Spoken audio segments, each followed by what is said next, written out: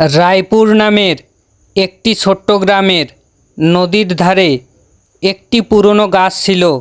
সেই গাছের নিচে বসে থাকত বুদারু নামের একজন লোক। গ্রামের সবাই তাকে সাধু ভাবত এবং সবাই তাকে মহাজ্ঞানী মনে করত। কেউ ভাবত তার আশীর্বাদে নাকি সব কাজ হয়ে যায়, তাই গ্রামের সবাই তাকে বুদারু বাবা নামে ডাকে। ওই গ্রামে একজন রাখাল বসবাস করত।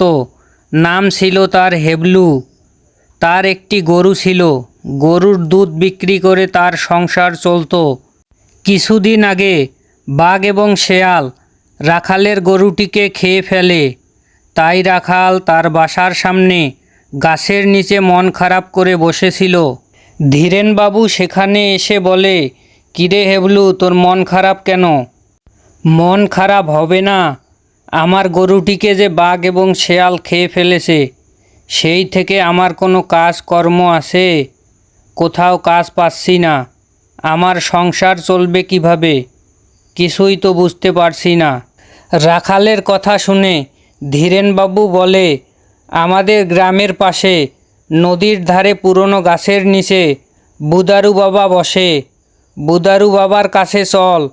বুদারু বাবার আশীর্বাদে তোর সকল মনের আশা পূরণ হয়ে যাবে। হেবলু, তুই বাবার কাছে যা। ধীরেনবাবুর কথা শুনে রাখাল নদীর ধারে পুরনো গাছের নিচে বুদারু বাবার কাছে গিয়ে বসে। রাখাল বলে, বাবা, আমি অনেক সমস্যার মধ্যে আছি। আমার সমস্যাগুলোকে সমাধান করে দেন বাবা। রাখালের কথা শুনে বুদারু বাবা বলে, তোর কি সমস্যা, আমাকে খুলে বল। রাখাল বলে, বাবা, আমার একটি গরু ছিল। গরুটির দুধ বিক্রি করে আমার সংসার চলত, কিন্তু গরুটিকে বাঘ এবং শেয়াল খেয়ে ফেলেছে। আমার একমাত্র রুজি রোজগারের পথ বন্ধ করে দিয়েছে। তাই সহযোগিতার জন্য আপনার কাছে আসলাম বাবা, আমাকে সহযোগিতা করুন। রাখালের কথা শুনে বুদারু বাবা বলে, তুই কোনো চিন্তা করিস না। তুই আজকে বিকালের মধ্যে আমার এখানে একটি মুরগি দিয়ে যাস, তোর কাজ হয়ে যাবে। রাখাল বলে, আচ্ছা ঠিক আছে বাবা, আমি আজকে বিকালের মধ্যেই একটি মুরগি এখানে দিয়ে যাব। এই কথা বলে রাখাল তার বাড়ির দিকে মুরগি আনতে রওনা দেয়। অন্যদিকে আসলে বুদারু বাবা ছিলেন অনেক বড় ভণ্ড। তিনি মানুষের বিশ্বাসকে কাজে লাগিয়ে মানুষের কাছে টাকা, চাল এবং উপহার নিতেন। কেউ অসুস্থ হলে বুদারু বাবার কাছে আসলে বুদারু বাবা বলতো, আমার পায়ের ধুলা লাগিয়ে দিলে সে সুস্থ হয়ে যাবে। কেউ চাকরির জন্য আসলে বুদারু বাবা বলতো, আমার কাছে অদৃশ্য শক্তি আছে, তোমার কাজ হয়ে যাবে। অন্যদিকে রাখাল বুদারু বাবার কথা মতো একটি মুরগি নিয়ে এসে বুদারু বাবাকে মুরগি দিয়ে রাখাল বলে, বাবা, আপনার কথা মতো আমি মুরগি নিয়ে এসেছি, আমার কাজটা এখন করে দেন বাবা। ভণ্ড বুদারু বাবা বলে, তোমার কাজ হয়ে যাবে, এখন তুমি এখান থেকে যাও। রাখাল সেই ভণ্ড বুদারুর কথা শুনে তার বাসার দিকে চলে যায়। পরের দিন সকালে ধীরেনবাবু এবং রাখাল বাসার সামনে বসে দুইজনেই বুদারু বাবার বিষয়ে গল্প করতেছিল। রাখাল বলতেছিল, বুদারু বাবার কাছে তো গেলাম, যা চাইলো তা দিলাম, এখন কি হবে, কিভাবে হবে, কিছুই তো বুঝতে পারতেছি না। বুদারু বাবা তো বলল, তোমার কাজ হয়ে যাবে, তুমি এখন বাসায় যাও, কিন্তু আমার কাজ কিভাবে হবে, আমি তো কিছুই বুঝতে পারতেছি না। কিছুক্ষণ পর একজন ব্যবসায়ী হেঁটে যাচ্ছিল। তাদেরকে দেখে ব্যবসায়ী ডাক দেয় তাদেরকে। রাখাল সেখানে এসে বলে, হ্যাঁ ব্যবসায়ী ভাইয়া। ব্যবসায়ী বলে, আমি অনেক দিন পর শহর থেকে বাসায় ফিরলাম, ভাবলাম বাসায় একটা গরুর খামার দেব, কিন্তু সেখানে আমাকে একটা লোক লাগবে। তোমরা আমাকে একটা লোক খুঁজে দিতে পারবা কি? রাখাল বলে, কি বলেন ব্যবসায়ী ভাই, আমি তো একজন রাখাল। আমি কিছুদিন ধরে কাজ খুঁজতেছিলাম, কিন্তু কাজ পাচ্ছি না কোথাও। ব্যবসায়ী বলে, তাহলে দেরি কিসের, আমার সাথে চলো। আমি তোমাকে আমার গরুর খামারিটা দেখাশোনা করবা।